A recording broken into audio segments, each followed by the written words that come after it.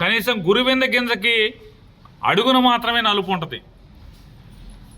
ఈ రాజకీయ గురువింద లాంటి చంద్రబాబు నాయుడికి ఒళ్ళంతా నిలువెల్ల మచ్చలున్నటువంటి చంద్రబాబు నాయుడు గారు జగన్మోహన్ రెడ్డి గారి గురించి తప్పులెన్నేటువంటి అర్హత చంద్రబాబు నాయుడికి ఏమాత్రం లేదనేది రాష్ట్ర ప్రజల యొక్క వాక్కు.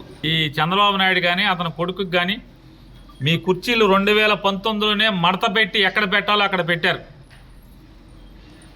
2024లో కూడా ప్రజలు మళ్ళీ కుర్చీ మడత పెట్టి ఎక్కడ పెట్టాలంటే అక్కడ పెడతా ఖాళీ ఉండాలి కదా.